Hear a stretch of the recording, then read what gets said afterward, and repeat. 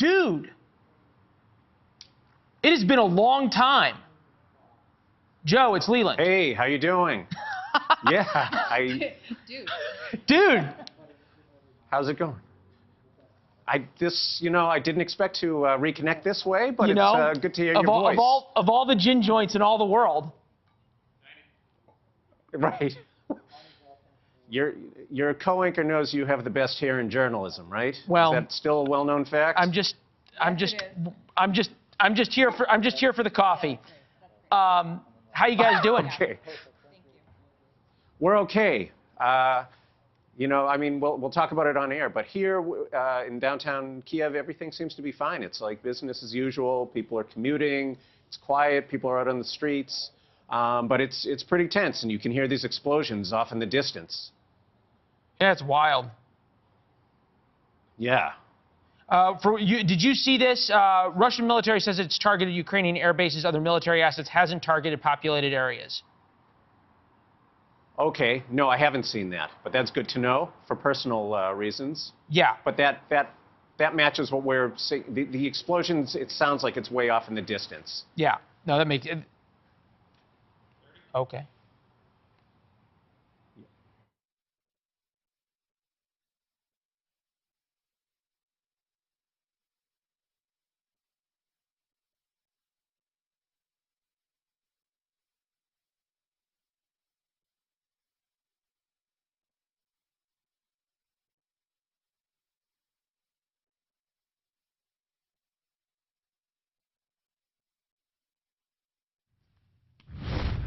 We continue to follow breaking news. Russia has begun attacking Ukraine, and we're also hearing cyber attacks as well, impacting the Ukrainian military's ability to defend itself. Tonight, you can see some smoke rising in the distance in Kyiv tonight. We're hearing of explosions in other parts of Ukraine as well. Joining us now is Joe Federman. He is an AP reporter in Kyiv, joining us live. Joe, appreciate your time. Tell us what you're seeing and hearing at this hour. Yeah, just in the past hour or two, we heard a series of explosions overnight just before dawn. You can see behind me the sun is just starting to come up now, and we continue to hear explosions. Just a few minutes ago, there was another one. It sounds like the explosions are off in the distance. You've heard that Russia says that it's targeting military air bases, nothing, not the heart of the city. So it sounds like it's far away from us for the time being. It appears here in central Kyiv, it appears that people are still going about their business. You can see there's plenty of traffic, people going about their morning routines, going to work and so forth. People are walking around. No signs of panic right now, but those explosions are cause for concern. Joe, that stands in contrast to the young man we just had on, 23 years old, in his apartment, in his flat with his friends, being told, he said, by local media to report to a bomb shelter. You're not seeing any of that, and what are local media reporting in terms of telling people what to do? Yeah, we have not received any safety instructions like that. I don't know where your person was located, if he was in Kyiv or another city. There have been explosions heard in several cities, and that certainly makes sense. As you know, yesterday they declared a national state of emergency late last night, just before midnight, and we are expecting instructions like that. It's still, like I said, early in the morning. It's just after 6 a.m. here, and I imagine in the next couple of hours we'll be getting more clarity on what the authorities want us to do. What are you hearing in terms of targets, cyber targets and communication in the region? Is that still disabled, and how is that impacting Ukraine's response? You hear there are a lot of rumors. Last night, for example, there were rumors that a mobile network in eastern Ukraine had been knocked out. We checked it out. That was not the case. We have people on the ground there, and everything was still functioning at the time. So it's really hard to assess it. But that again, it all makes sense. This is something that Russia is good at. It's been happening in the past few days, the past few weeks, lots of hacking attacks. It's something that's expected to continue. Hey, Joe, Leland, you and I have been in a number of war zones together. Amazing that we're talking this way. Give me a sense of if Ukraine was really ready for this. We know the Russians have been planning for an awfully long time. Did the Ukrainian government really believe there was going to be an invasion? Where are they? What's their plan? Yeah, the sense you get is that they were not well prepared. You've been hearing, the U.S. and others warning that an invasion is imminent for a few days, maybe the past week or so. And the sense you get in Ukraine is people thought it's not really going to happen. I mean, there are no signs, again, here in Kyiv, in the capital, you don't see troops moving around. You see, traffic jams. Restaurants are open. They're filled with people. There's no panic, no long lines at the supermarkets. The type of things that you've seen in other parts of the world during war, that hasn't been happening. I think something after Putin's speech 2 days ago or 3 days ago now, I think that's when it began to click, and that's when you saw the mood begin to change here, where people really became jittery. And then yesterday, declaring a state of emergency, and then the speech by the president basically appealing, calling for peace with Russia, and being ignored. So the signs began to take shape just really in the past 24 hours or so. Joe, we have about 40 seconds or so before we need to take a short break, but talk to us about the drills that have been happening that you've seen, and also the national state of emergency was declared, how that impacted preparedness for the Ukrainian people. Yeah, it's hard to talk about drills.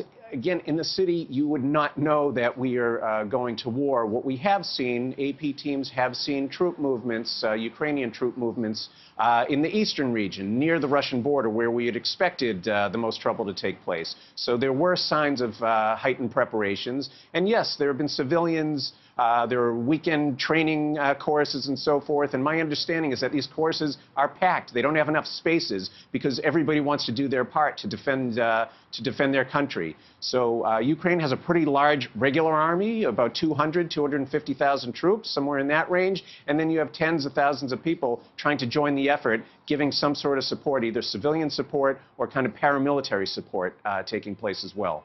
Yeah, Joe, it is now 7 a.m. I don't need to tell you this, in Kyiv, Ukraine. Live pictures right now.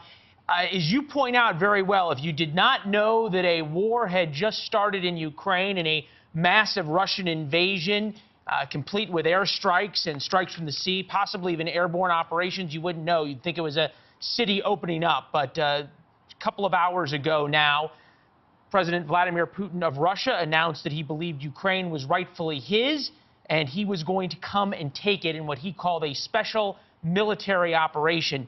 This is smoke rising from one of the many cities. We've seen attacks in Kyiv, Ukraine, the capital, Kramatorsk, Kharkiv, in the eastern part of the country where the Russians had massed most of their forces.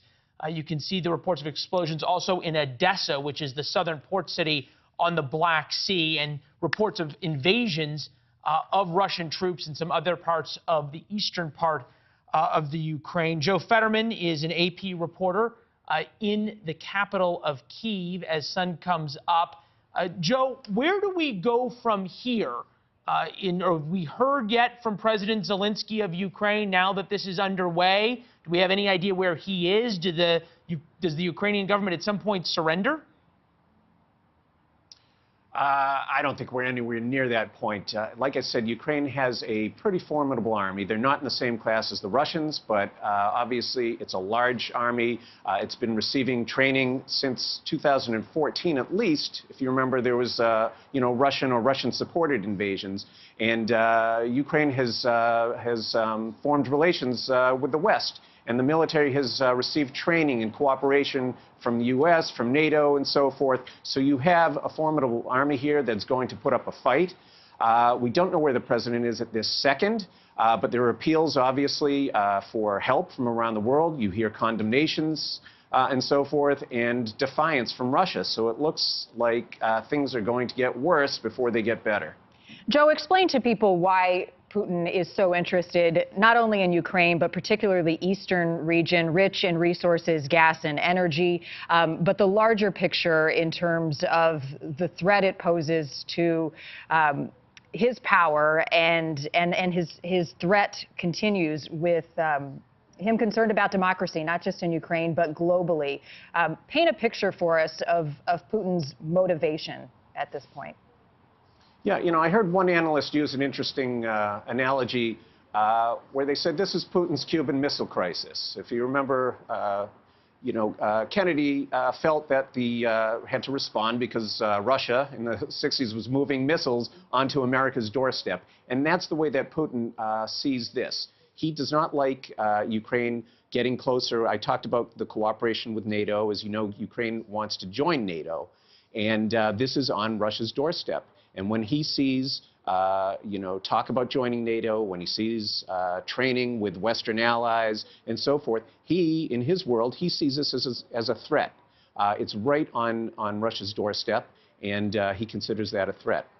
Joe, Putin has put forth some conditions, so to speak, including Kyiv recognizing Russian sovereignty over Crimea, renouncing Ukraine's bid to join NATO, as you mentioned, partially demilitarizing the nation. Ukraine has long rejected any of these demands. How long can Ukraine afford to hold its ground without any additional support from the United States or elsewhere? Yeah, that's a great question, and it's impossible to answer. Obviously, Ukraine is a sovereign country. It has a right to do what it wants. It has a right to form whatever alliances it wants. So under international law, and that's why you hear people accusing Russia of violating international law. It's a sovereign country that can do what it wants.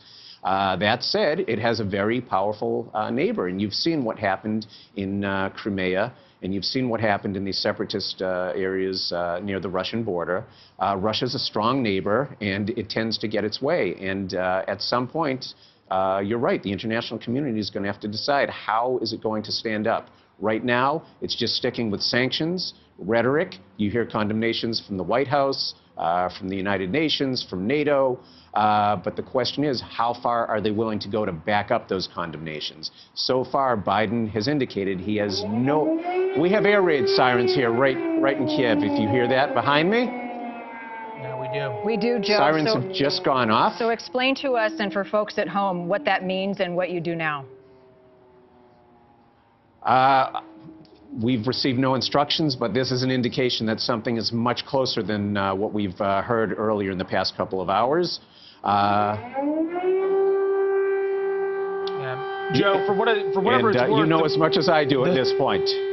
Yeah. Joe, let me interject real quick. Ukraine's president has declared martial law, urging citizens to not panic as Russia launches military strikes. So Ukraine's president, again, declaring martial law as you hear the air raid sirens behind Joe, who is in Kyiv tonight. Joe, where do you go? Do you have a safe place? Yes, we do have preparations in place, but right now we're here on a balcony in a high-rise hotel here, and we're going to stay here for the time being until we're instructed to leave. Hey, Joe, I'm thinking about sort of the situation we're in, this really surreal nature of the war that the United States said was coming, that NATO said was coming, and the Ukrainian president just never seemed to believe or really prepare his citizens for. As you talk to citizens in Kyiv over the past few days and weeks, I'm having a hard time hearing. Yeah, I can imagine over the air raid sirens. I'll try to speak up a little bit. Are Ukrainians upset with the United States in any way, or do they wish that the U.S. and NATO had done more? I haven't heard anybody say that they're upset. I don't know what goes on, obviously, behind closed doors. But the message that I get is one of desperation and appealing for help. Not anger, but desperation. Yeah, no, you can imagine how desperate people are knowing the abilities of the Russian military and the Ukrainian fighters who are brave, but not necessarily equipped, really, to take on a full-scale Russian invasion. We want to let our viewers know, obviously, that the Associated Press and the other journalists who are there go through a lot of training to be in this situation and go through it. And I know that there's a lot of preparations that you all have made for evacuation routes and what to do in the case that something happens. We won't ask you about them on air. Okay. Good idea to get a flak jacket on. Hang on, Leland. Yep, absolutely. Yeah, we got to put our protection on here. Yep. We're going to give you a minute to do my that. Earpiece now. I'm going to get it. So what's happening right And now, I've and I've done this myself, is when at the point that you realize it's likely that bombs could drop is when you sort of change the way you're looking at the world. Obviously, Joe's getting on his flak jacket. A few minutes, he'll have a helmet on, which will go a long way here. So far, we've not heard of any airstrikes inside the center of Kyiv or any of the civilian areas. Joe, I'm still sort of thinking about this from your guys' perspective and from the city's perspective. Are they ready for airstrikes? Is the population there been readied for this eventuality, or are they still living under this idea that it was never going to happen?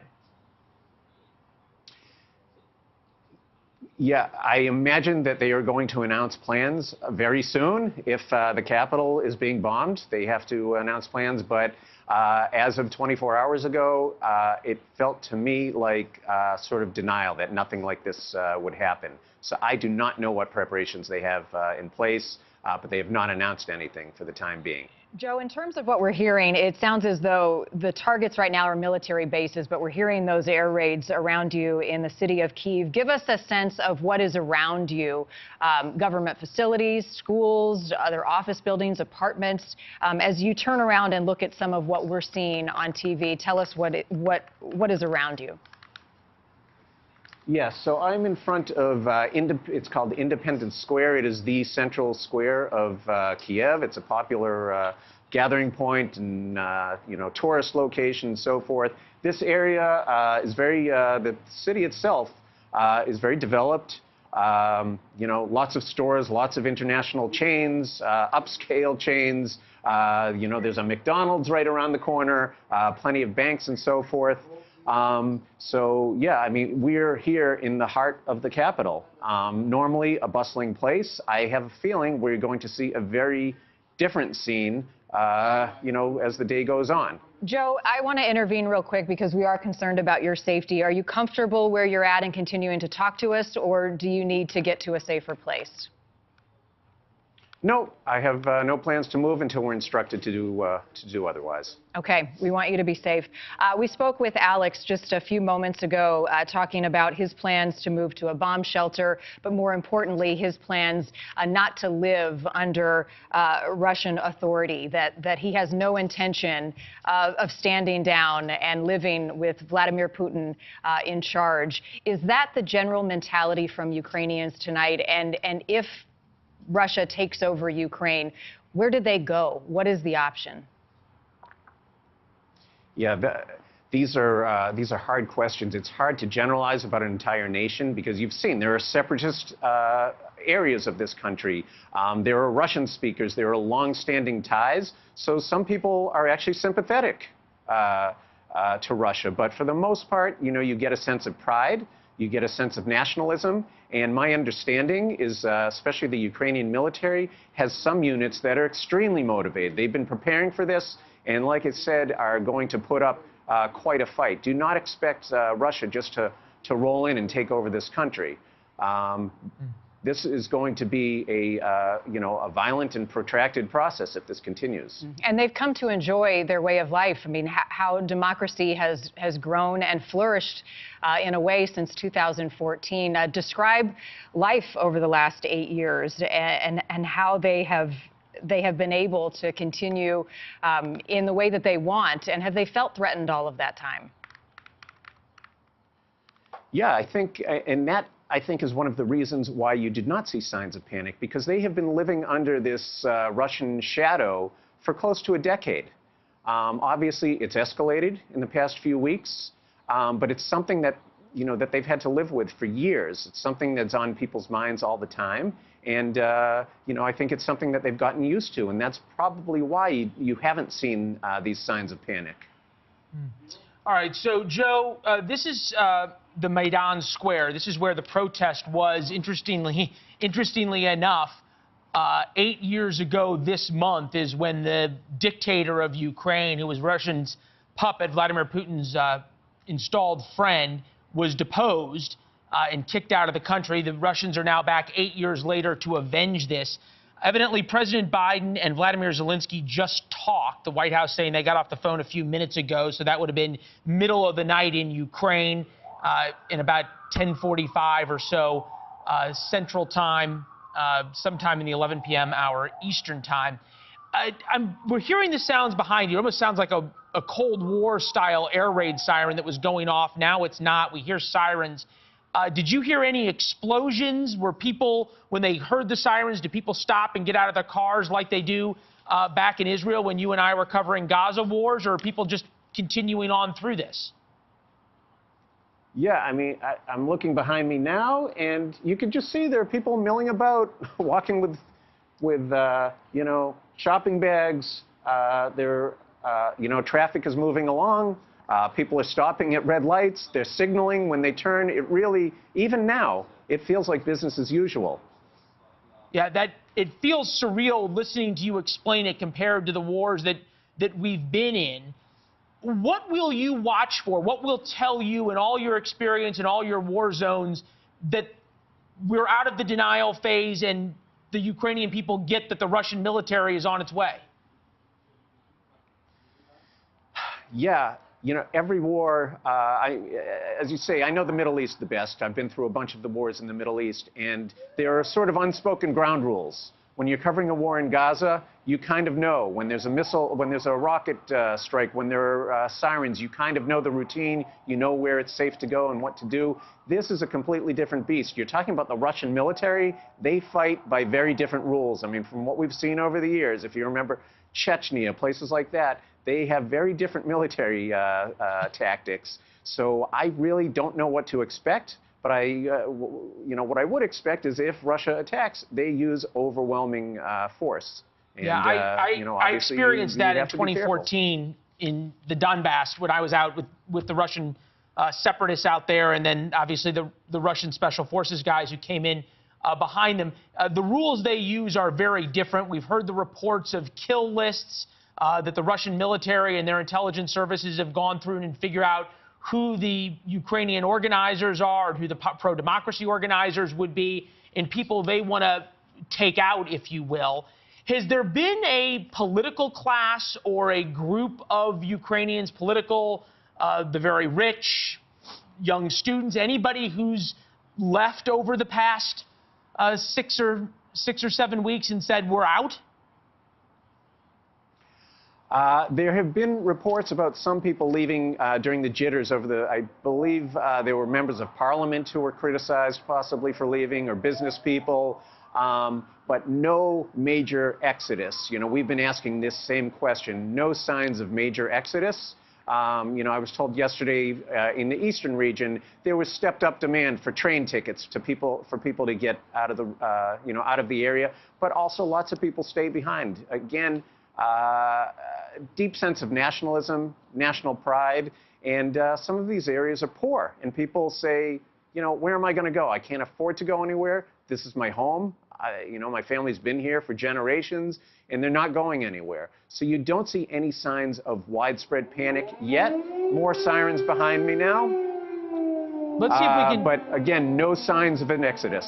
Yeah, no, and it's stunning. We're listening to the air raid sirens and watching traffic proceed behind, as you noted, people stopping at red lights, nobody pulling over and getting out of their cars. Certainly by now the population has realized that the invasion has begun. And yeah, I will tell you this. I see down below me now a group of men in blue uniforms, presumably police, walking at a very brisk pace. There's maybe 7 or 8 of them together, but otherwise, again, people are out. You know, you get the sense that it's quiet, but there are plenty of people outside walking. Yeah, let's get your helmet on, Joe. Yeah, thanks. Are you hearing any aircraft overhead? Are you hearing the telltale signs of artillery or incoming cruise missiles incoming? You know, over. Any anti-aircraft fire going up? No. No since we've heard these sirens. We okay here? Okay. Yes, yeah, since the sirens began in the past few minutes, I've heard no explosions, nothing indicating anything close by except the sirens themselves. Earlier there were some explosions, I understand, right? Yeah, we did hear explosions earlier before the sirens went off here in Kyiv. Overnight, in the past 3 hours or so, we've heard a number of explosions, maybe 10 to 15 or so, in several rounds. You know, just before we began this interview, we heard an explosion off in the distance. but nothing since these sirens began going off behind us. Joe, let us know at any point if you and your team needs to get to a safer place. Just feel free to interrupt when you guys need to make a move. I'm curious in terms of, and I hope it doesn't come to this, but the Russian people, the citizens, the Ukrainian people and the citizens there needing to defend themselves. We've seen the images of elderly people learning to shoot firearms, kids preparing to put on bulletproof vests and go to bomb shelters. What is the mentality of them in terms of their preparedness to fight if it were to come to that? Yeah, I was speaking to, to one person who was actually signed up to begin paramilitary training this coming weekend, and she told me the demand has been, nonstop. It took her weeks to even get a spot in one of these courses. But again, you have to wonder, the idea is for them to be able to train to assist and support the Ukrainian military. That does not seem like, an answer to the Russian military. I think it's a reflection of the national mood, the pride that people feel for their country. But, to train people on the streets at very short notice, I don't think that's going to be your long-term answer for a military solution. Logistically, in terms of the Ukrainian military being able to defend itself, the president calling up the reservists, how much time are you hearing that they have, that they're able to do that realistically? Yeah, I don't know the answer to that question. What I do know, like I said earlier, Ukraine has a very sizable force, about over 200,000 soldiers who are actively deployed. I imagine they have reservists as well. We have seen signs in the border areas of heightened activity, of preparations, and so forth. How long a full mobilization takes, I don't know, and I don't even know if it's reached that stage. For folks who are just joining us, Joe Fetterman with the AP reporting in Kyiv. We've seen you, Joe, put on a helmet and a bulletproof vest. We've heard the air sirens above. Are you hearing any explosions at this hour, as we've seen in other parts of the city from where you are? Yeah, nothing yet. I mean, if I hear something, I will let you know. And believe me, I'm listening very carefully behind me. But for the time being, nothing. Like I said, we saw a little bit of movement, some sort of security forces, apparently police, running off into the distance. We've heard a couple of ambulances here and there. But it's really hard to say what we're seeing and what we're hearing. Hey, Joe, I just want to get your thought no on this. No explosions since the sirens. This coming now from the Ukrainian president, conceivably after he talked to President Biden. This morning, this is dated now about 20 minutes ago, 7 a.m. local time where you are. This morning, Russia launched a new military operation against our state. This is an unjustified, deceitful, cynical invasion. Obviously pointing to the fact that the Russians for weeks now have been saying there is no such invasion planned and they're just on military exercises. These are strikes on military and other important defense facilities. Border units are under attack. The situation in the Donbass has degraded. That's the eastern part of the country. The armed forces of Ukraine, all special and law enforcement agencies of the state are on alert. National Security and Defense Council is working in emergency mode. Martial law imposed. Talks about how their diplomats are informing the world about what's happening. Ukraine will never give up their freedom and independence to anyone. Only we, all citizens of Ukraine, have been determining our future since 1991. But now the fate of not only our state is being decided, like also what life in Europe will be like. Whether at least something of the force of international law remains will depend on the world's fair and just response to this aggression. Speaking of the invasion of Ukraine. Civilians of Ukraine should stay at home. Warn your loved ones about what's happening. Take care of those who need help. All thoughts and prayers were with our soldiers. Glory to Ukraine. Joe Fetterman of the Associated Press is in downtown Kyiv. There have been some explosions in Kyiv, conceivably the airfields, military depots, command and control, that sort of thing, targeted strikes by the Russian military. I'm interested most from the Ukrainian president when he talked about the situation in the Donbass has degraded. There is no news organization quite like the AP, your all's reach and ability to put people eyes on the ground in dangerous situations, and we're grateful for their reporting. Have you been able to be in touch with any of your reporters in Odessa, in Donetsk, in Luhansk, in these cities that clearly will be the very first to see the Russian ground invasion? Yeah, I personally have not, but we have obviously a large team working on things and people dealing with that, and we have had communications with these areas. I have not heard anything this morning. You know, we were jolted from bed at 5 in the morning by these explosions. But as of last night, you know, we were in touch, and what I had heard was the situation was tense. You hear reports of individual incidents, shellings, and so forth, but no signs of major battle as of last night. I don't know what's going on this morning, though. You and I have been in a lot of war zones together. What do you make of the fact that none of those folks have checked in now over a few hours with knowing that this large military operation is underway?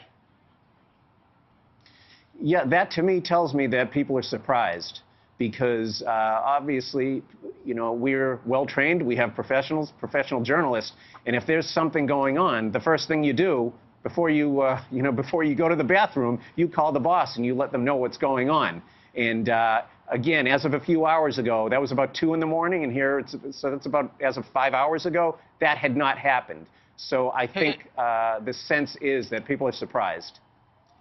Yeah, it'll be interesting to see if you guys are able to get in touch with them and see what kind of reporting in terms of what we've been able to glean from local Ukrainian reporters that I've been in touch with.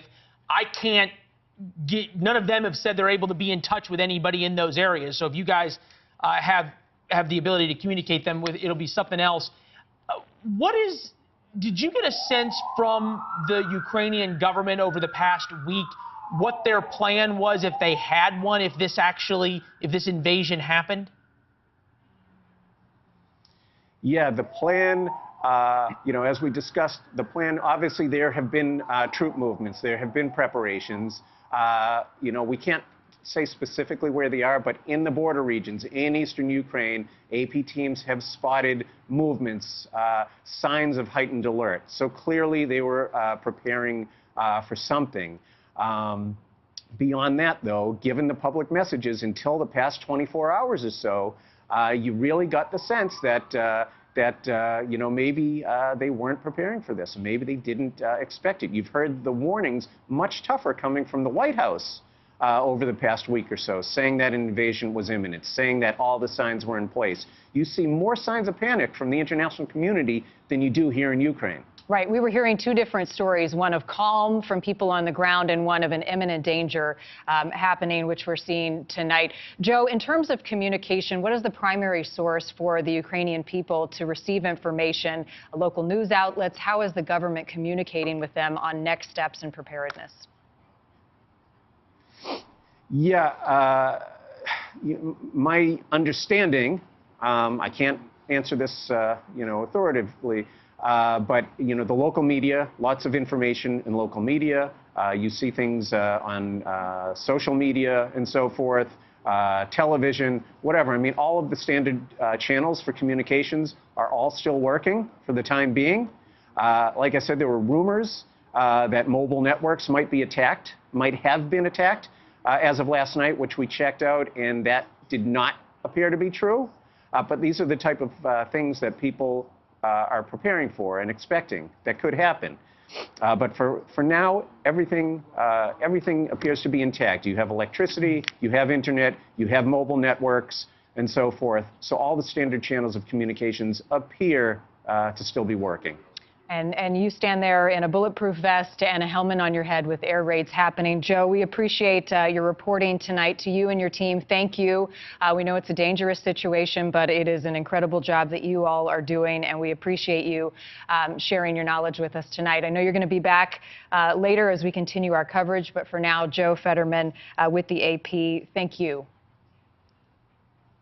Thanks for having me on. You said something very important when you said his team. And there is a large group of thoroughly professional and dedicated men and women behind Joe, behind the camera, security teams, fixers, drivers, other journalists, cameramen, all, as we can see, in harm's way today. And they put themselves there to be able to give us the information. What's interesting, and I don't know if we have it, but it would be very interesting to compare the live shot of Kyiv tonight and the live shot of Moscow as Moscow wakes up to this news. Moscow is now a country Moscow is a city, the capital of the country, that is going to be equally on a war footing, no, this is now Kyiv still, but equally on a war footing. But this is now Vladimir Putin's great moment, and we can't lose sight of the other side of this coin, for no other reason than to present how Vladimir Putin is going to look at the next couple of days. For everything that the Ukrainian people are going through, Vladimir Putin's calling the shots here. This is a chance for him to wash away the ills of the economy, the ills of COVID that he's gone through, the anger of his people, and rally them around taking over what he has told them for 8 years now is rightfully Russia, and to avenge the downfall of the Soviet Union, which has been a big part of his platform. What's going to come out of Moscow over the next 8, 10, 12 hours will tell us a lot about the Russian intention for what they're going to do to Ukraine. Are they going to take over the whole country? Are they going to only take over the east? Are they going to mass slaughter huge groups of people? As Joe said, the Russians play by very different rules. Right. And where does it stop, right, in terms of how the world responds? I'll give you another question to ask. How does it stop? Starting wars is very easy. Ending them is a lot tougher. Good point. We'll leave it at that. We're going to take a short break. Much more coverage right here on NewsNation right after this.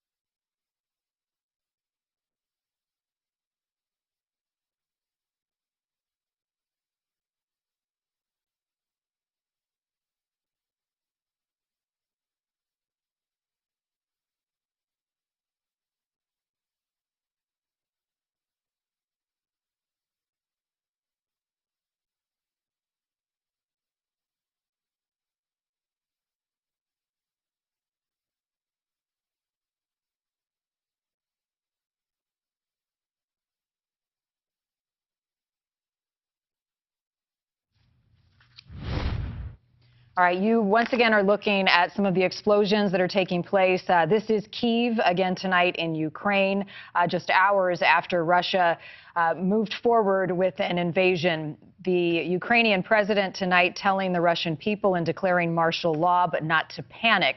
Just moments ago, as we spoke with a reporter from the AP located in Kyiv, we heard the air sirens going off.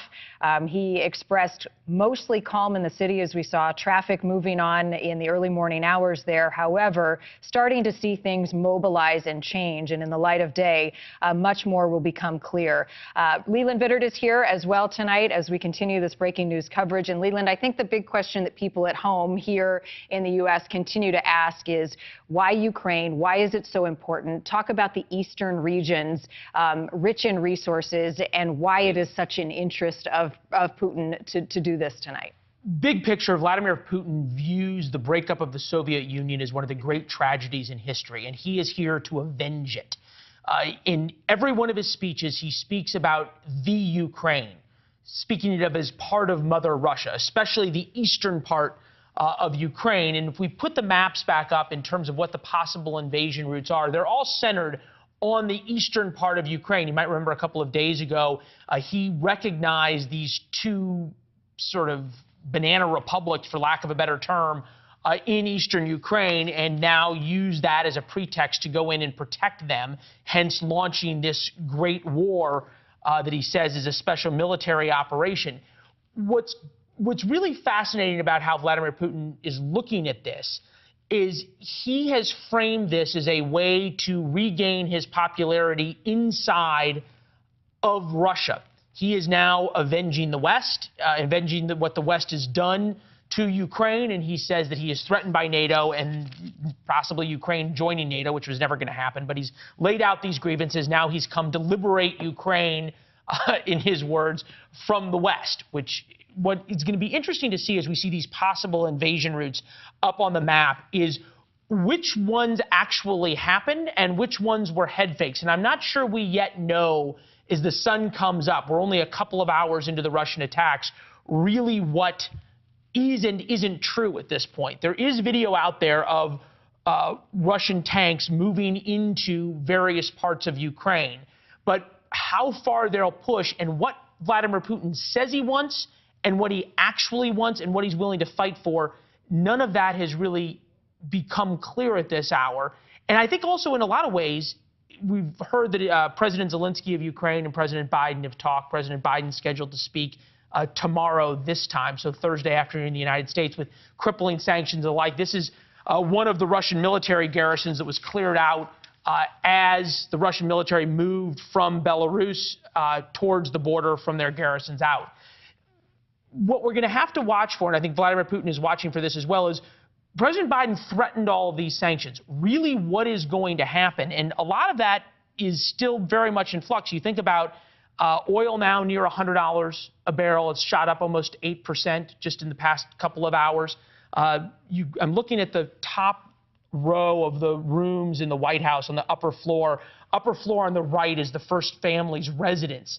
And I used to, as a White House correspondent, on nights like tonight or early mornings when you would come in, you'd look and see how many windows had lights on to tell you if the president and his team were still up or if they had gone to bed and how they were dealing with things. It was sometimes a little bit of a clue into this. Right now, there is no question that this day will go down in history as life-changing for all of us. World War II obviously started sort of as a cascade. World War I started over far, far, far less than this, the assassination of Archduke Ferdinand. And we talked earlier, it's very easy to start a war. Vladimir Putin has proven that. You send your military in to destroy a much smaller military, which the Ukrainian military is. Ending a war is a lot more difficult. Well, and the question is President Zelensky sending up a flag for help to the United States, to others? You look at what he said. He said civilians of Ukraine should stay home. He has declared martial law. Warn your loved ones about what is happening. Furthermore, he says our diplomats are informing the world about what is happening. Ukrainians will never give up their freedom. However, he said now the fate of our state is being decided. It is also what life in Europe which I think is key, will be like. So is he, in a sense, saying, stay home, but I might need some help here? Well, he's saying to his people, stay home. Good luck to his military, because they are fighting a heroic but losing battle. I spent time with the Ukrainian military, and I spent time with the Russian military. It's an NFL team taking on a well-equipped high school football team. There just is no fight. But what's interesting is when he said Europe, he's speaking specifically to NATO. He's speaking to France. He's speaking to Germany. And how they react as the sun comes up in Europe. There's an emergency meeting of NATO in the next couple of hours. We have a map to show where U.S. troops are forward deployed now in support of NATO. How they react here is going to be very, very telling. And over the past couple of weeks or so, there's been a lot of questions of whether Germany and France will side with democracy and side with protecting Ukraine, or whether they will do a little bit of Russia's bidding for them, because Russia supplies more than a third of the gas to both Germany and France. Russia has the ability to really cripple both Germany and France's economy. So does Germany and France punish Russia for invading Ukraine and reap the cost of that? Or does Germany and France sort of give a little bit of a pass to the Russians, which breaks down President Biden's ability to do anything significant to the Russians? That is the fate of Ukraine now, will really be decided in the next 24 or 48 hours, probably not on the battlefield in Ukraine, but probably in the back rooms of NATO headquarters in Brussels, and in whatever conversations President Biden has with Emmanuel Macron, the president of France, and the Chancellor of Germany. And we know that the president has spoken with President Zelensky of Ukraine tonight. We want to bring in Kelly Meyer. She is our correspondent in Washington, D.C. Kelly, we are anticipating that President Biden will speak tomorrow, but what are you hearing tonight from the White House and your other sources? Good evening, guys. Well, as you mentioned, the president did speak with Ukrainian President Zelensky tonight. He says that Zelensky reached out to him and Biden briefed him on the steps the U.S. is taking to, quote, rally the international condemnation. Biden says tomorrow he told Zelensky that the U.S. and allies will be imposing severe sanctions on Russia. And like Leland was mentioning, the question here is exactly what those sanctions are going to look like, how the international community is going to respond here. The White House has previewed that these sanctions could include financial sanctions and export controls, and the White House has called this the, quote, most severe measure we've ever contemplated against Russia. But we are set to hear from the president as he addresses Americans tomorrow. We're looking at noon Eastern tomorrow here in Washington, D.C., that the president will address the country. But the White House has been warning of something like this for weeks, really for the past several weeks, even months, as we've been covering this, as the president has been reaching out to Russian President Vladimir Putin to try to deter him from taking an action like we are seeing happening in real time right now. And in the hours leading up to this, their warnings only grew stronger. We heard from the Pentagon today. We heard from the Pentagon spokesperson saying that the Russian forces were massing around Ukraine from the south to the east to the north. They were in, quote, forward positions, 80% of Russian forces. We also heard from Secretary of State Antony Blinken tonight, making the rounds on all of the shows here, saying that he was putting Putin was putting the final touches on his forces in places across Ukraine's borders, and that they were ready for a full invasion. None of them going as far to put a timestamp on when this would happen. But as we are seeing now, this is only the beginning. Marnie and Leland. President Biden calling it premeditated war. Kelly Meyer in Washington. Thank you, Kelly. I want to welcome in Diana Konkova. She is an attorney, and she is joining us live tonight from Kharkiv, Ukraine. Diana, tell us about what you are seeing and hearing from your vantage point.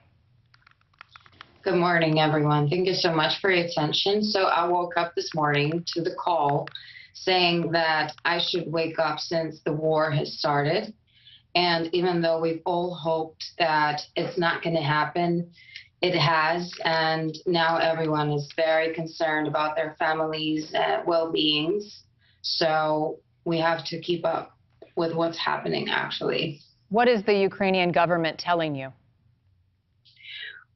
The communication stays the same. We should keep calm. We should not panic. And we should make sure that we don't do anything foolish.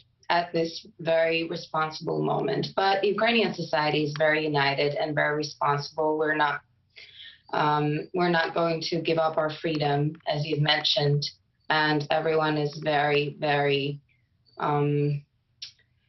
determined to fight back if we need to. Are you calm?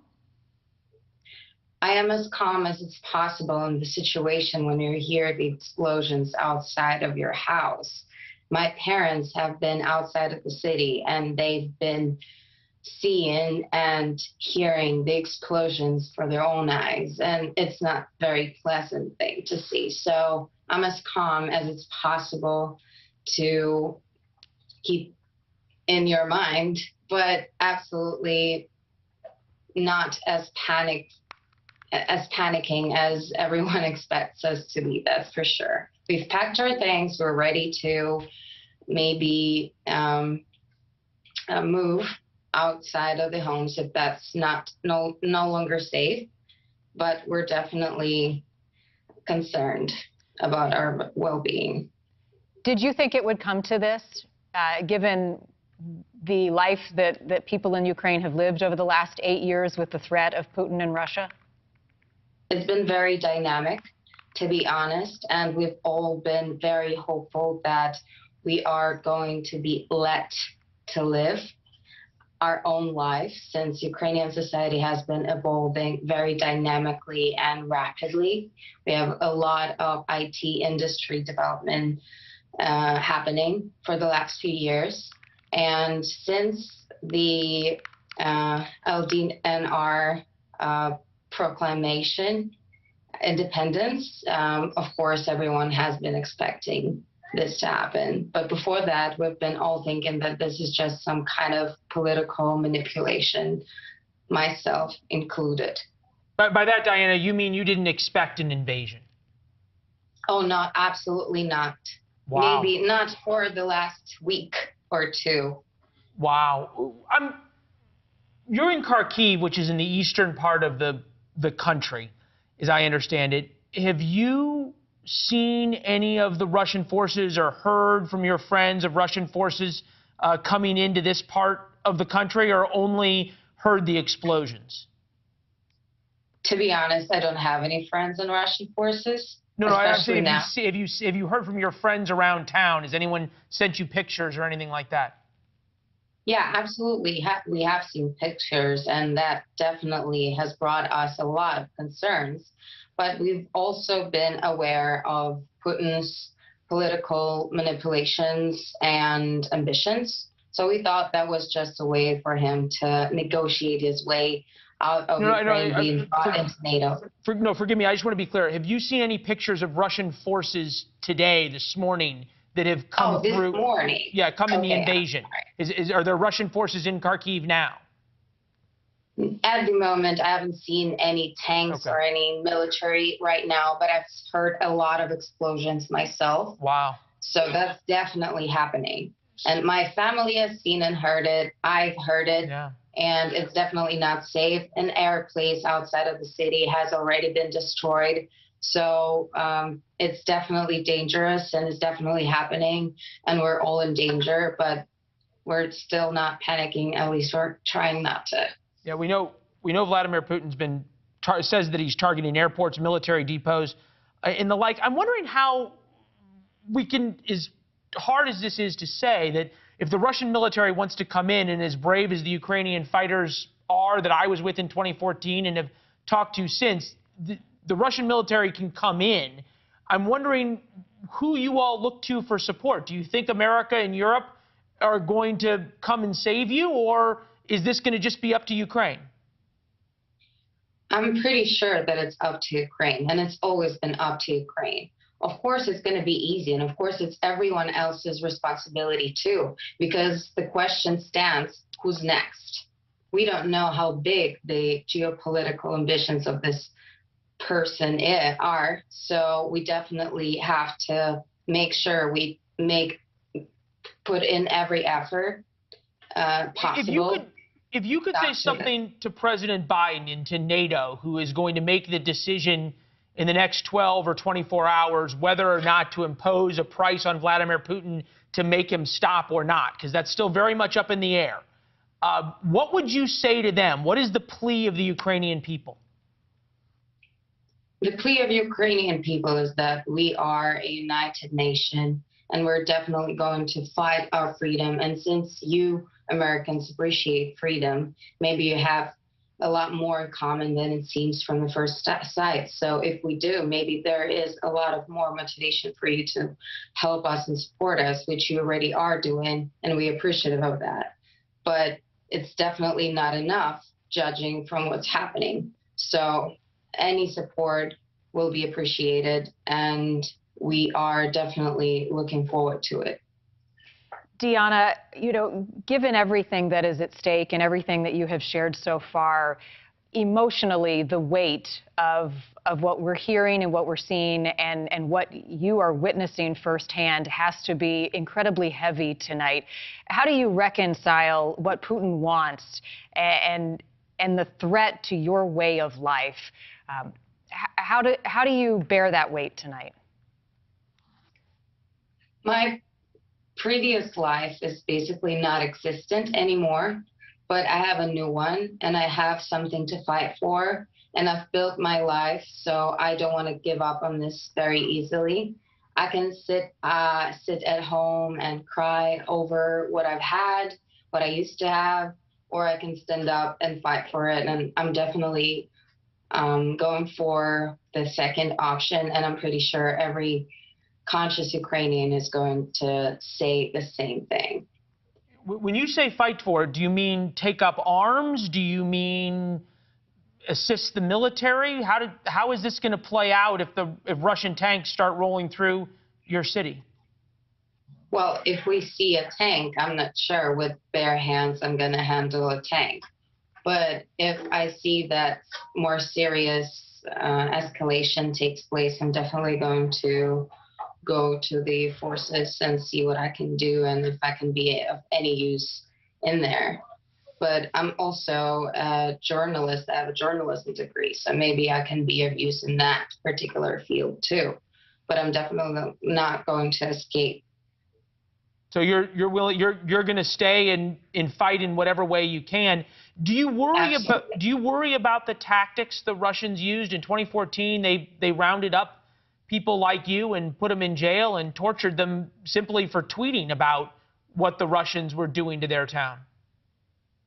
Well, they cannot torture everyone. They cannot put everyone in jail. And Ukrainians very much are appreciative of their liberty, of their freedom. So it's definitely not going to happen here. We are just not capable of living in the same conditions and in the same mentality as Russian society is used to living in. So I believe, I truly have faith that we're going to be able to fight back. Deanna, we are hearing from Secretary of State Blinken tonight. He says we are united in responding to Russia and strengthening NATO's eastern flank. So it does appear as though the United States and its NATO allies are coordinating plans to respond in a number of ways to what we're seeing happening in Ukraine, your home tonight. In terms of your preparation for what we are seeing unfold, what type of training have you undergone to equip you to be able to fight back, as you say? Well, first of all, I know how to use some basic guns, and I also know how to provide basic health support. And I've been through this training specifically before the situation has started escalating, because I felt something like this could happen. So I wanted to be ready. And I am, and I'm not afraid as much as it's possible in a situation like that. So we're definitely going to be able to handle it the best way possible. And as people from around the world, and certainly here in the United States, watch you tonight and hear your message, what do you think is most misunderstood about the situation, about the tension right now in Ukraine and the Ukrainian people? I can't really judge on what's misunderstood and what's understood correctly, but I would definitely suggest check the Ukrainian original media too. And there's a lot of sources that you can go and follow the links and donate to Ukrainian military forces yourself. So you don't really need to wait for your government to go ahead and help.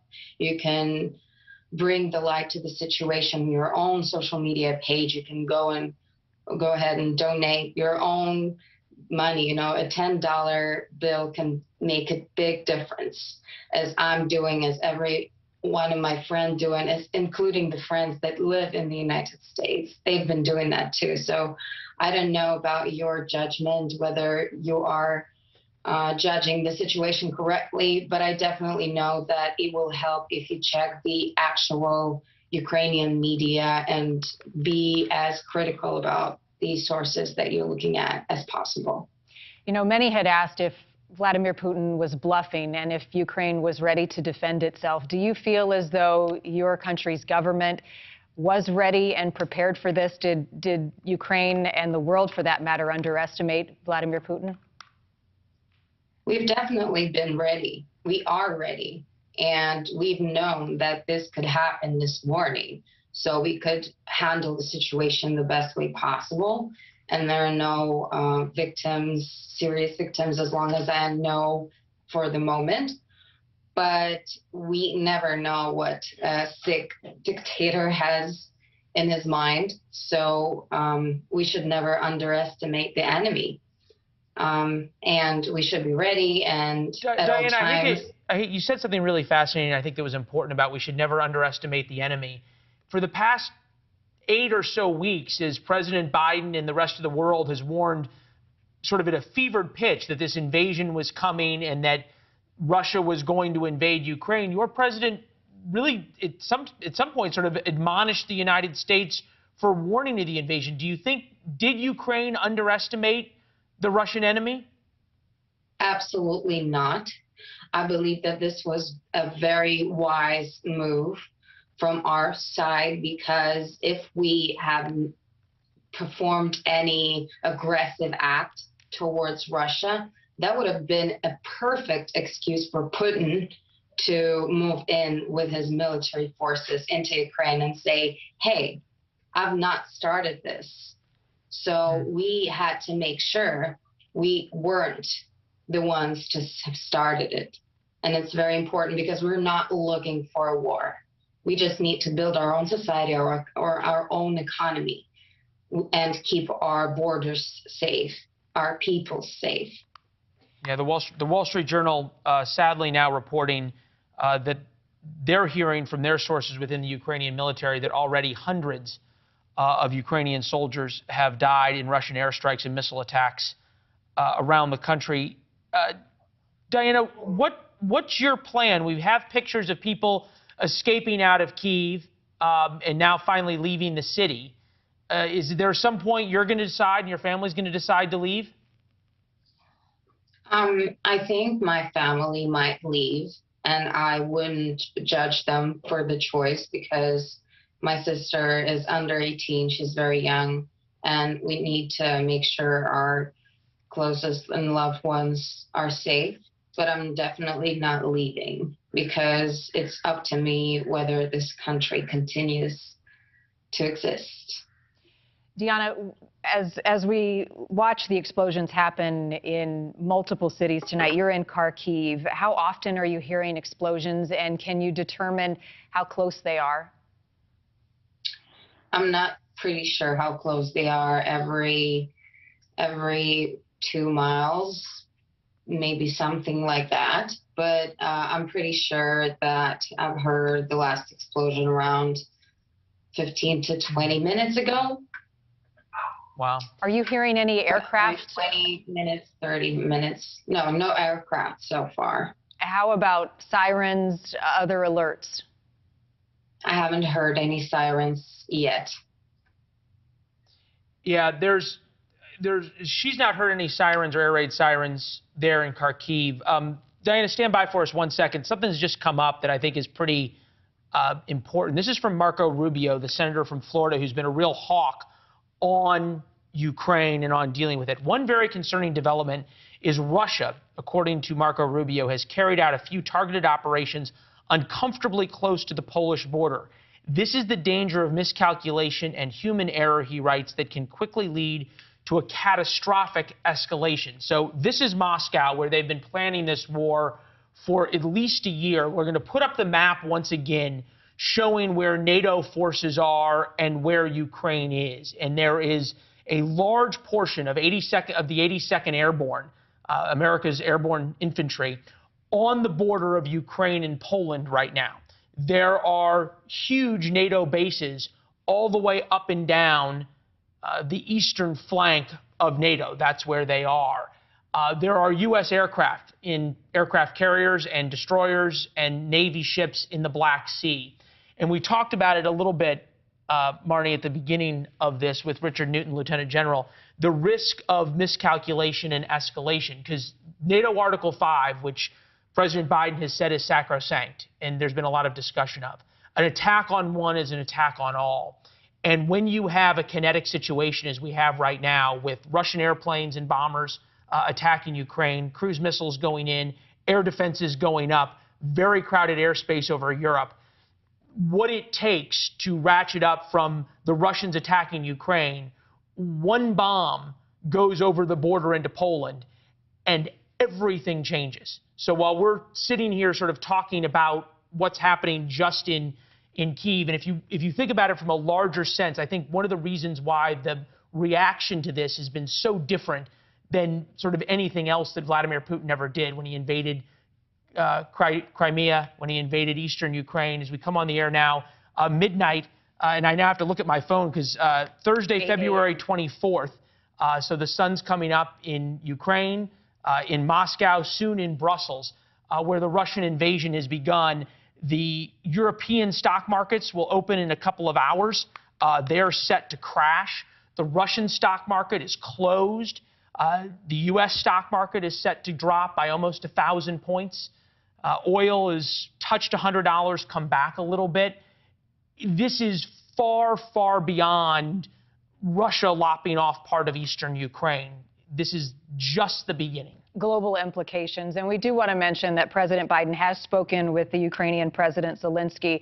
I want to read you a portion of what President Biden said tonight. Again, we don't expect to hear from the president. He'll address the nation tomorrow. At this point, we're hearing around noon. But President Biden saying tonight, President Zelensky reached out to me. We are finished speaking. I condemned this unprovoked and unjustified attack by Russian military forces. I briefed him on the steps we are taking to international condemnation, including tonight at the United Nations Security Council. He asked me to call on the leaders of the world to speak out clearly against President Putin's flagrant aggression and to stand with the people of Ukraine. Tomorrow, I will meet with the leaders of the G7 and the United States, and our allies and partners will be imposing severe sanctions on Russia.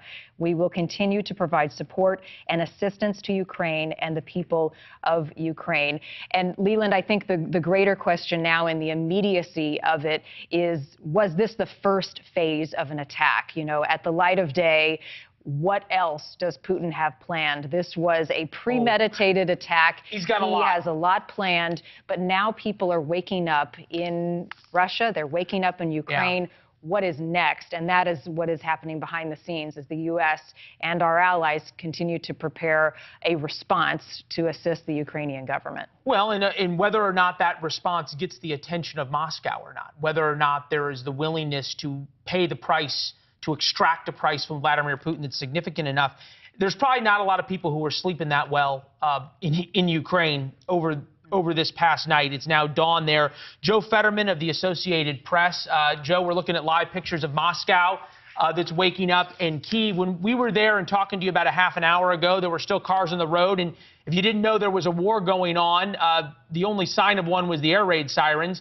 I see cars behind you as well. Of all the wars you and I have covered together, I don't feel like the Ukrainian people that we're talking to realize the severity of the implications that the Russian military is bearing down on them. Yeah, that was the sense. I have just been observing the day. We're getting closer to normal business hours. and you can now start to feel that there is certainly no panic, but the volume of people, it's quiet. It's more quiet out there. This is a central square. There are not large crowds like you would normally see during the rush hour, the morning rush hour. So it's sort of a thinner crowd. There's still traffic. Definitely no signs of panic. People who are out are just walking and going about their business. There's a bank right next door, and I was expecting people to be, heading to the ATM, stocking up on cash. Nothing. The bank, it looks like people are just going in, again, doing, business as usual. So no signs of panic, but definitely signs of a slowdown because authorities now are encouraging people, ordering people to stay indoors and stay at home. Joe, when we spoke earlier, you were talking about the Ukrainian military's ability to defend itself. For folks who may have missed what you said, can you really explain their preparedness to this, some of what you had seen as they got ready for what had been, by all accounts, an imminent threat by Russia to invade, their ability to defend themselves? Yeah, here in Kyiv, in the capital, no signs of a troop presence, at least here in the main square and so forth. Where we have seen it in recent days, we've seen activity in the border regions, in the eastern regions near the Russian border, which is where, Russian activity has taken place, and I think where most people expected, the escalation to take place. In terms of capabilities, you have a large, well-trained army. Over the past almost decade, Ukraine has been getting closer with NATO, closer with the U.S., stocking up with Western military equipment. So they certainly have some top-notch units with good training and good equipment. I don't know if that's the case throughout the entire army. It's over 200,000 forces. The general sense you get is that the Ukrainian military is a good army. It's no match for Russia, though. Russia is a global power. What you can expect if Russia actually begins to invade and send in ground forces, you can expect a very stiff fight, though. Again, well-trained army and well-motivated as well to defend their country. Are you in touch with any of your colleagues in other regions of the country tonight in terms of what they're seeing and reporting back? I haven't had time this morning. It's been so crazy here dealing with air raid sirens and so forth. But as of last night, about 2 in the morning was the last contact that we had, and things were generally quiet. You've heard, cases of individual shelling, individual isolated cases of, skirmishes along the border, but no heavy-duty fighting. Again, as of overnight, as of about 2 in the morning, I don't know what's going on right now. There also had been reports, which we were unable to substantiate, that mobile networks had been knocked out and so forth. But again, as of a few hours at least, communications were still open and people were going about their business. How about exit routes, Joe, in terms of people who do want to leave and are looking to find refuge in a safe country nearby? We've seen some images of traffic jams. Are you hearing anything about those who wish to leave and the challenges they may face? Not too much on that yet. The directions to go, you have several countries, on the west, to the west and to the south. I believe it's Romania has already announced that is willing to take in, I believe, over 500,000 people if it comes to that. I'm not aware of mass exodus at this point, but clearly it's something that some people are going to think about. But again, you have to realize there's a difference. We've heard about diplomats leaving, foreigners leaving. There's a difference between evacuating foreign nationals and people who live here, who built their lives, whose families are here. This is their home. So as of now, I don't expect, we don't see any signs of a mass exodus. Obviously, if the fighting gets heavier, that could change, but there's no signs of that for the time being. Yeah, Joe, you and I both know that it's occasionally difficult for folks to leave when they want to, because oftentimes by the time people figure it out, it's too late.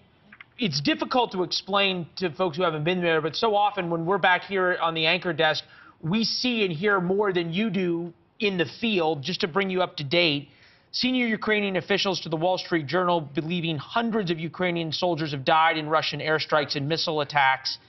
The quote is, "You can be certain that hundreds of Ukrainian service members have already died." What are we to make, and we just got this, and I'll get your reaction. I call for an immediate end to the war against Russia. This is from President Zelensky. I call for an immediate end to Putin, the war against Russia and the world. We are building an anti-Putin coalition, immediate sanctions, defense, and financial support, closing the airspace. The world must force Russia into peace. By closing the airspace, you've now got the president of Ukraine asking for a no-fly zone, which, boy, is a thorny situation when you're dealing with the Russian military. Are we to believe that the Ukrainians are as caught off guard, the Ukrainian presidency and political establishment is as woefully unprepared for this as it seems? It's hard to say what's been going on behind closed doors. You don't know if it's lack of preparation or if it was a strategy where they just did not want to panic the public. That's been at least the public message. They've been trying to portray this image of calm. For whatever reason, we don't know. I can only imagine, given all of the panic internationally, I can only imagine that there have been discussions going on behind the scenes. But again, like you say, there are no overt signs of preparations. Now, what we've been told, now we see some signs here of public safety. There are shelters throughout the area for residents to go for. I was just told, as you were asking me a question, the air raid sirens that we heard earlier, I'm told that this was just a test. They were checking the public safety system. So there are some signs that authorities are mobilizing. Earlier, we saw police. We saw some men in camouflage out in front. Police are doing a sweep of our building and the buildings around us, double-checking safety procedures. But, you know, for now, people are just being ordered to stay at home, to stay indoors. You know, back to the president. Yeah, the strategy seems to be more diplomatic than military. You see Ukraine appealing to the West to come to its help, to impose sanctions and so forth. That seems to be the way they're going for the time being. Boy, and now asking for a no-fly zone, that says a lot in very little words. Is the government of Ukraine quickly realizing that they may not be a match for the army of the Russian Federation. Joe Fetterman, AP reporter. Joe, I said when we signed off the last time how grateful we are to you and to your crew and the brave men and women of the Associated Press who are there. We're glad you got your flak jacket and helmet on, and we'll check back with you, okay? Okay. Yeah, thank them for us. An air siren drill, given the, in the middle the state of things with explosions happening across Ukraine. Of all the wars surprising. I have covered, both in the studio and in the field, this is surreal. Because you have multiple different storylines coming out of it. One of calm and one of I'm headed to a bomb shelter and there are explosions overhead. That part's one thing, but the idea that the Ukrainian military seems so wholly unprepared for this, and now all of a sudden the ask by the president of Ukraine for a no-fly zone, that's just not going to happen. The United States and Germany and France, there is no way they're going to start shooting down Russian planes over Ukraine. Not going to happen. And it tells you sort of where they were. And Vladimir Putin spoke to this. Moscow is waiting to see how the West reacts right now. Putin threatened the use of nuclear arms. This is from Paul Sonone of the Washington Post, quoting Vladimir Putin. Whoever tries to interfere with our actions should know that the Russian response will be immediate and will lead to the kind of consequences you have never experienced in your entire history. We are ready for any scenario of events. Paige was just talking to me. You said we have Richard Newton, former Lieutenant General of the Air Force, in terms of what the capabilities of the U.S. Air Force is and what they might be willing to do when we come back.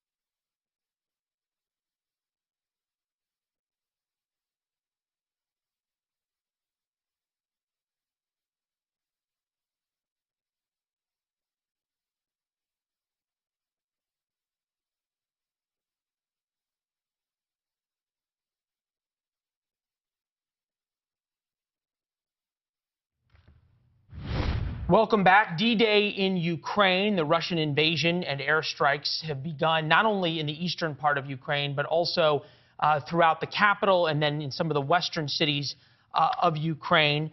Lieutenant General Richard Newton. I had that written down. It's been a long night. We've had a lot of guests. Is back with us. General, and you're the man to talk to on this. Ukrainian military says 5 Russian planes and a Russian helicopter shot down in the eastern part of the country. Important if true. The Russians are denying it right now. But what I wanted to get you on most importantly, the president of Ukraine, President Zelensky, just tweeted asking, I'm thinking based on what this tweet says, he is asking the world and NATO to, quote, close the airspace. Can you imagine a scenario in which the United States and NATO enforce a no-fly zone over Ukraine? Well, Leland, it has been a long evening, and it's going to get longer for the next day to into weeks, so buckle up. On that note, though, I cannot imagine the United States and/or NATO putting any type of block in the airspace, clamping down over Ukraine right now. We go back to basic principles, and that is Ukraine is not a member of NATO. Point one. Point two, that would certainly escalate not only the tensions, but a conflict between the United States and Russia, which we want to absolutely categorically avoid at all costs. We don't have a whole lot of options here, frankly. Putin is on the offense and we're on the defense. All the while, it's a very chaotic scene that there's still some unknown unknowns. In my own mind, I'm asking, is his aim still to take Kyiv? Does he go farther south into perhaps in Odessa? We don't know that yet. But one thing I do know, after listening to Deanna for 30 minutes or so, I was wildly impressed with her in terms of her character and her fiber, because of the fact of, she understands right now that freedom is not free.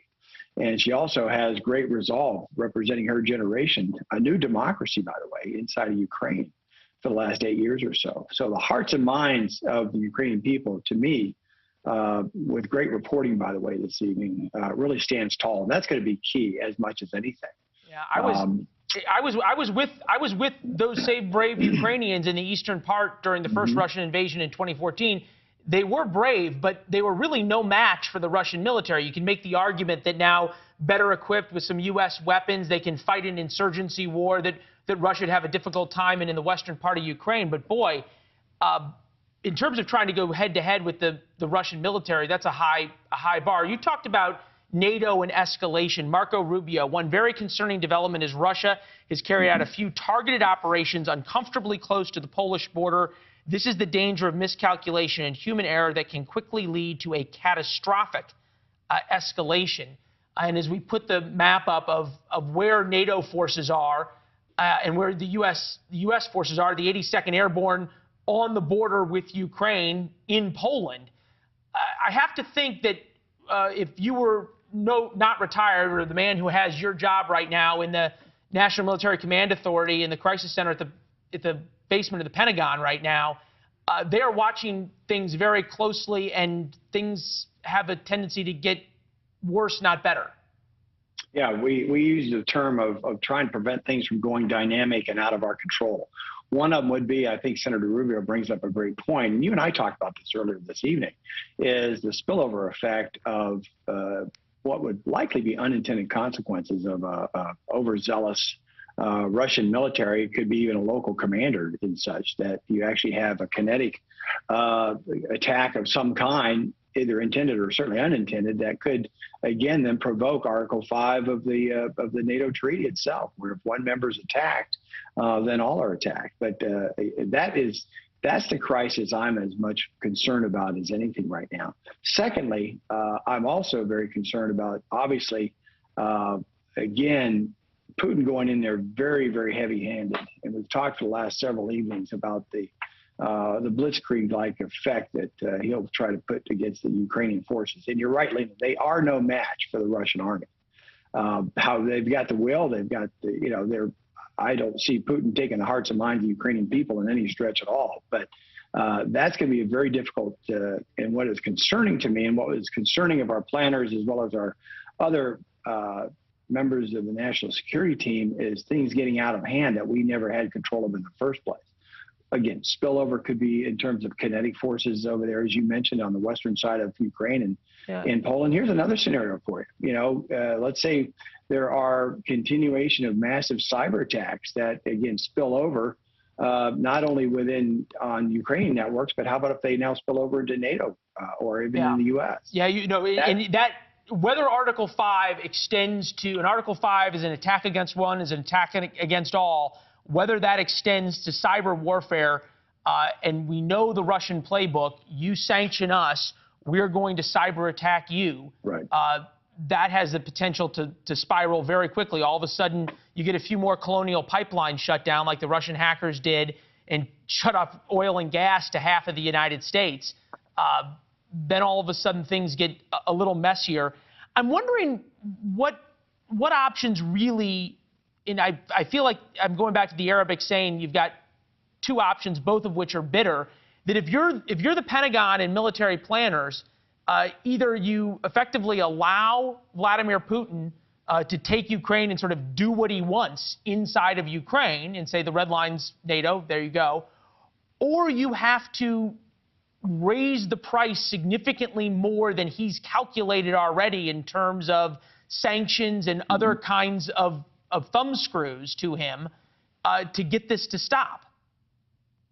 Yeah, I think, you know, both scenarios that you laid out, you can work those in tandem. It's going to be very difficult to do that. The most difficult thing right now facing the president, especially as he engages with the G7 tomorrow, but is really to keep a unified front of the NATO allies, especially the heads of state inside of NATO. And you've mentioned them already this evening, you know, the United Kingdom, France, Germany, Italy, you know, other nations that, again, are going to be perhaps not standing as strong as we were going to want them to be, but you're going to need very effective strategic leadership on behalf of the president to hold this NATO alliance together. To me, that is the key. Now, regarding scenarios, as a military planner, as a senior military planner, as a senior military advisor to the president, I'm going to be laying out all kinds of options for him to consider in the event that, you know, a certain what we used to call red cards are played that we either had anticipated or not anticipated. But my job right now in the Pentagon tonight and being part of the national security team is to make sure that the president's aware of what I would call red cards could be, options that maybe we had not even considered or conditions that we had not considered. And then also what's going to be in our playbook in terms of response. You don't want to make it a singular response. You want to have 2 or 3 responses. You want to have options that the president can make on the table. You also want to have options that don't necessarily go to the nth degree in terms of you know, the full effect of now creating even more of a crisis. Very, very difficult. And so your Pentagon, your military planners tonight are not only meeting amongst the Joint Chiefs and so forth and the combatant commanders, but also other militaries as well. This is why our military exercises are so important. This is why our military-to-military contacts are so important amongst the NATO allies and so forth. And so those, again, those are being played right now as well. Finally, you know, let me switch gears a little bit. My colleague David Petraeus had said something very interesting the last couple of days, and that is that you could have the porcupine effect that Putin has now brought upon himself and the Russian military. It's one thing to invade, and we're seeing this unfold right now. This is, you know, we're going to have several days, if not weeks, of seeing a lot of this unfold. It'll be swift, however, but nonetheless. But now, once the invasion is somewhat complete, in order to maintain some modicum of control, and those supply chains get farther and farther stretched away from Moscow, that's going to be very difficult for, I think, Putin. I think he's going to have to face that. Okay, now we as a unified NATO, and really what the president's going to need to do is to hold that alliance together as best he can in anticipation of trying that, what I just described to you as a timeline that Putin faces, maintaining control when he does not have the hearts and minds of Ukrainian people, all the while keeping the NATO alliance together so that either through economic sanctions or through our own strategic communications or, again, how we mobilize the free world against these atrocities and this invasion will be absolutely essential.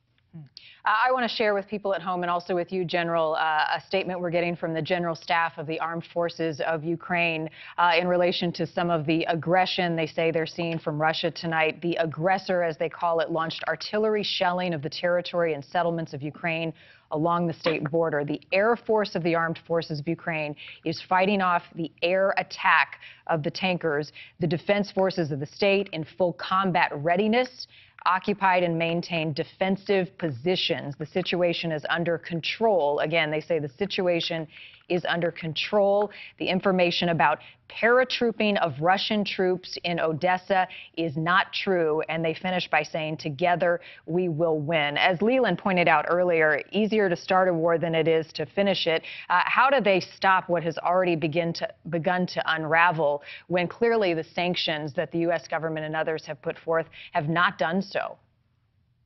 Yeah, our deterrent effect on the sanctions, obviously, Marnie, this evening have not worked. And we've got a lot of work to do in terms of invoking other measures. But right now, what's facing the Ukrainian military is an extraordinary enemy who has momentum, as we talked about earlier this evening, with the tailwind behind them. And that's going to be very difficult. They are trying desperately, I know, to stay what I would say on message and to maintain some modicum of keeping the narrative to not only shore up, support and keep that strong hand within the Ukrainian military, but also among the citizens that they are going to put their lives on the line to protect. But again, hope is not a strategy in this case. I'm very fearful of the onslaught of the Russian military. I don't believe Putin would allow for the Ukrainian military to put up much, if they put up much of a fight, I think there'll be significant pushback and blowback from the Russian military.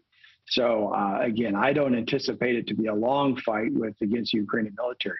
However, one key ingredient here is, again, it's going to be very difficult to take the hearts and minds away from these very robust people, this population of Ukraine, as well as you're fighting on their home territory. So it's not a cakewalk per se, but again, if you look at the military and the military side by side, it's highly, highly weighted towards Russia.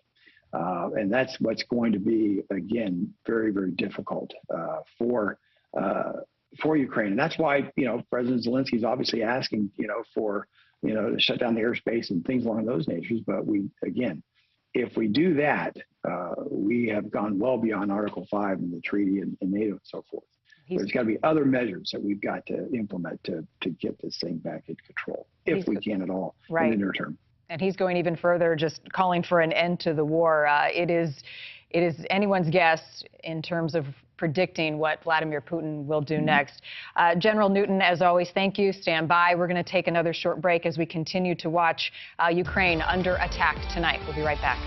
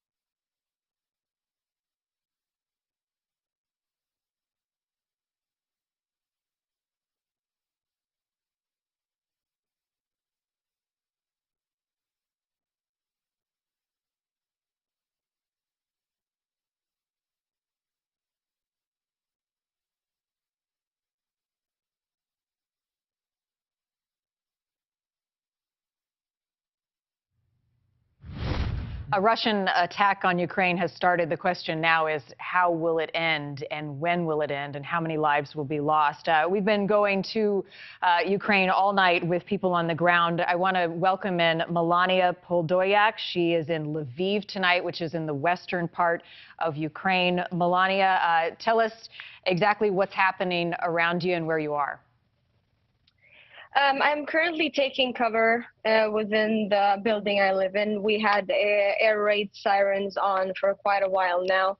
I mean, most of Ukraine's airfields and airports have been heavily shelled throughout the night. We haven't bet an eye, really. So we are expecting anything at this point. And yeah, good to hear about those Russian planes, though.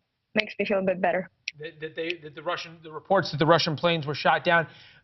So we understand you're in Lviv, which is where on the far western side of Ukraine. It's much more ethnically Ukrainian than the eastern part of Ukraine is ethnically Russian. It's also where conceivably the Ukrainian government would evacuate to. It's where the U.S. embassy personnel evacuated to. Have you started seeing people coming from Kyiv over the past couple of days as this began and people starting to evacuate towards the west?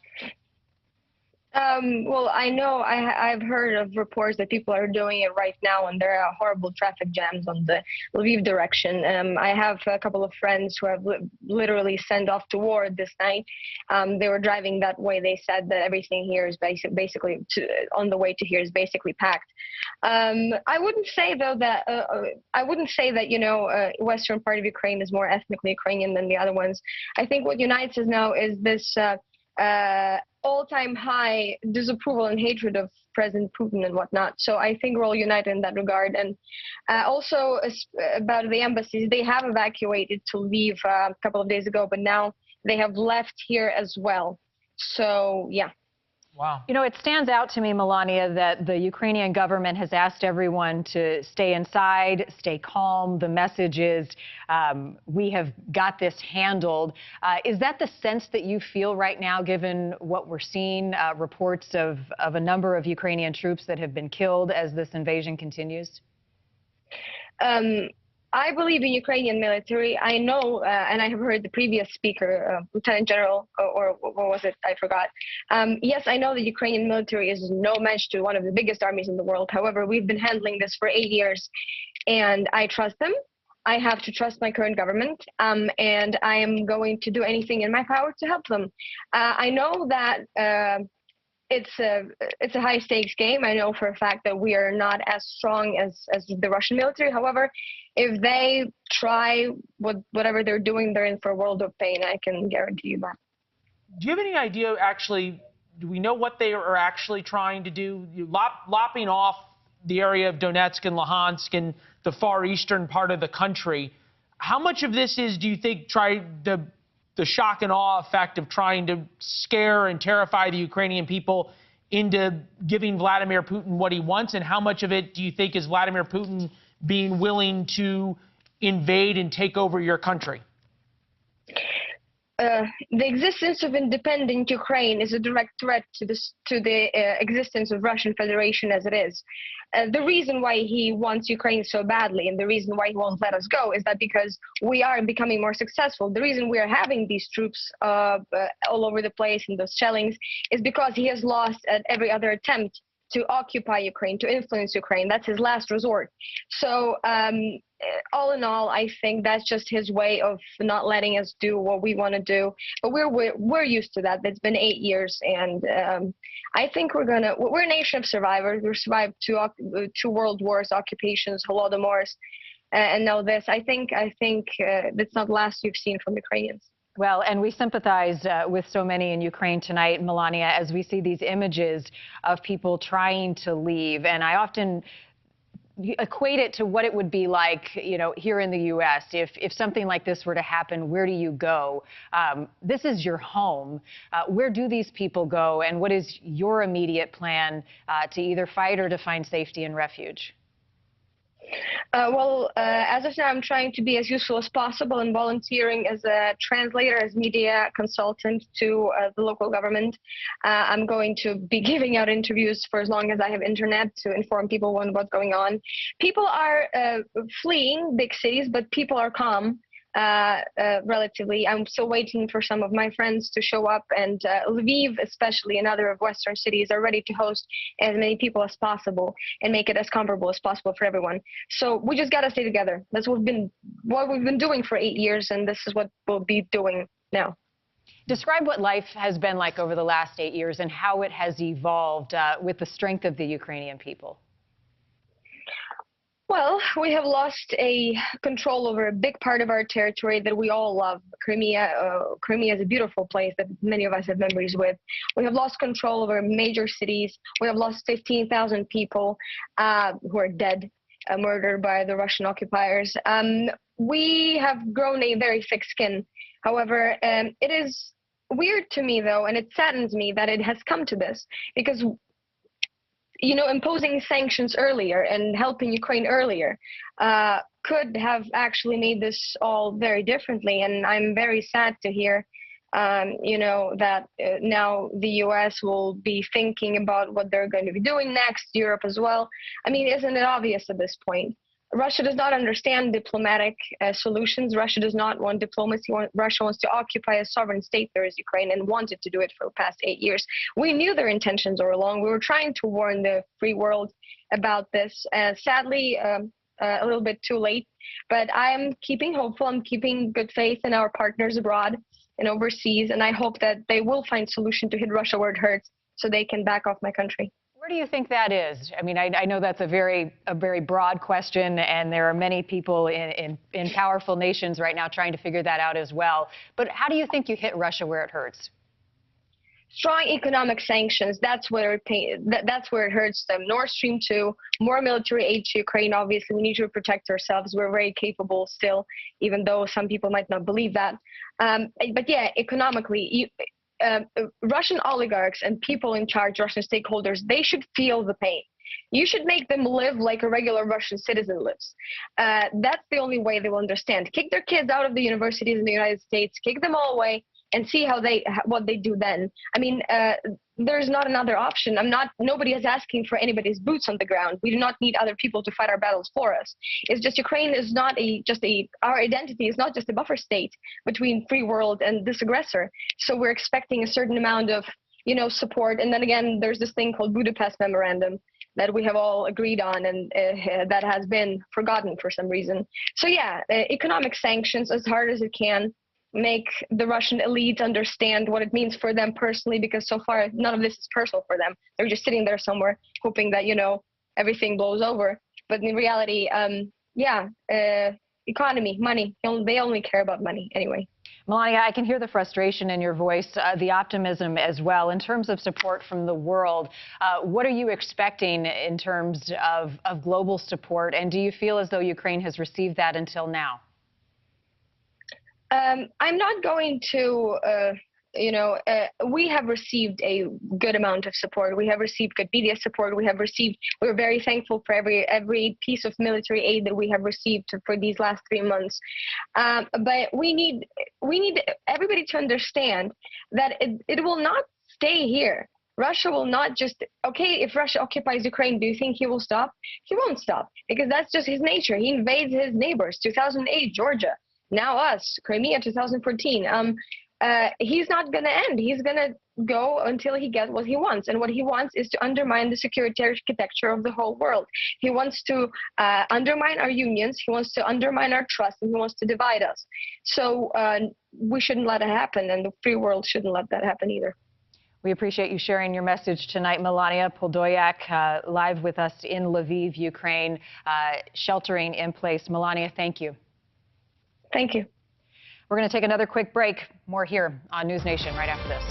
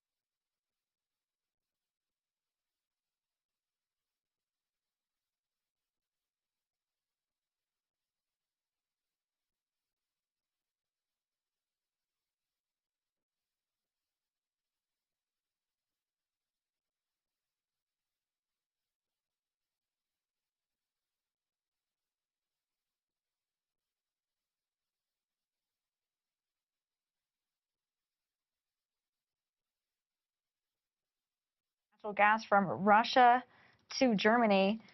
The president said he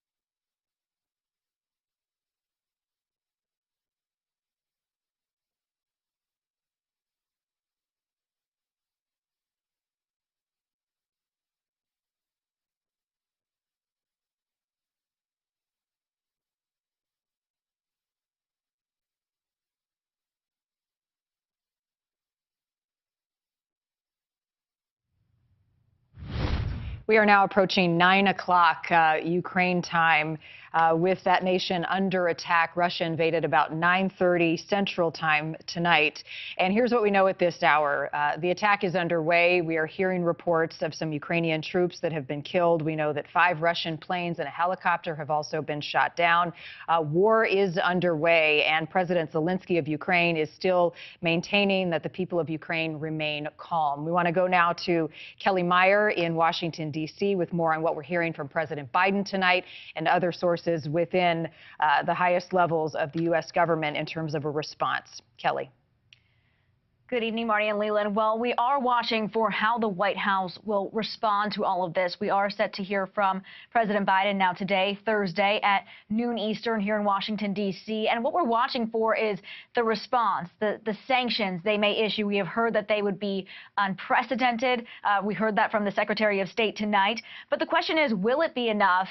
And will it make a difference? There was a lot of debate here on Capitol Hill on when the White House should issue these sanctions. Many Republicans calling on the White House to do this before Russian President Vladimir Putin invaded. And the White House had said if they did that, it would lose the deterrence effect. And they did start issuing some sanctions this week. We saw the first set of those released, some against some Russian banks, also some members of Putin's inner circle, not Russian President Vladimir Putin himself, but Biden said that is not off the table. We saw today they were sanctioning the company building Russia's Nord Stream 2 pipeline, carrying natural gas from Russia to Germany. The president had threatened this week, though, if Putin took further action, he would pay a steep price, and this could be in the force of swift and severe sanctions.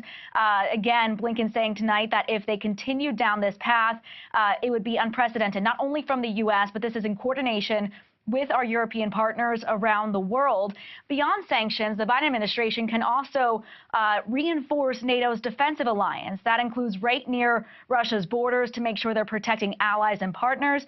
This could also mean doubling down on support to Ukraine, security assistance, diplomatic assistance, all the things they say Putin wants to prevent this could be happening. And one move they haven't taken yet is activating the NATO response force that has 40,000 troops. 8,500 U.S. troops are on response here in the U.S. They are waiting for any kind of activation. NATO is the only one that could activate that, but we are watching from the response, both the White House and the Pentagon tomorrow, and what the president just may say. Marnie and Leland. All right. Kelly Meyer in Washington. Now close to 2 a.m. Seems as though the president has gone to bed. We'll hear from him tomorrow. We'll be right back.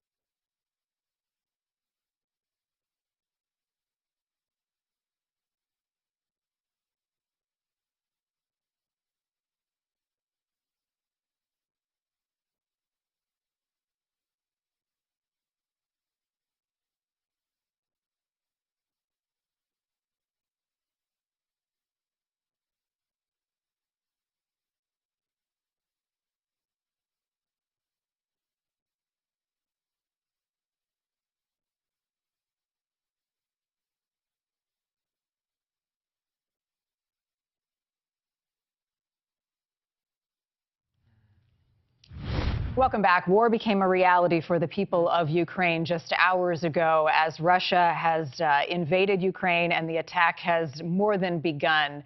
Here is what we know at this hour. Russia is targeting Ukraine's military bases. Ukrainians government, the president of Ukraine, President Zelensky, has issued martial law, and he is telling people not to panic. The other picture of this story is what you're seeing on your screen. People lining up to get gas, to get out of Ukraine and to seek refuge and safety in other countries, Romania and Poland, for example. We're seeing traffic jams of people trying to leave Kyiv and also Lviv tonight. Others are saying that they plan to stay and that freedom comes at a cost. It's not free, and we plan to defend our freedom. We spoke to a young man who was hiding out in his flat with others, preparing to go to a bomb shelter. We also have spoken with a woman just moments ago who is hiding in a stairwell, but both planning to stay. So the mentality of those in Ukraine tonight split. Some willing to stay and fight, confident in the Ukrainian government. Others not sure what Vladimir Putin has up his sleeve and what happens next now that this war has begun. There's what happens next inside of Ukraine, and I would tell everyone that the fog of war is very real. We hear about a couple of helicopters and a couple of planes maybe shot down and some bombings and some sounds. The devastation that the Russian military has brought upon Ukraine that we will probably find out about over the next 12 and 24 hours will be devastating in the way that they have attacked and obliterated their military. This is obliterating the Ukrainian military. The worldwide implications of this are huge. European markets are set to crash. The Russian ruble has crashed.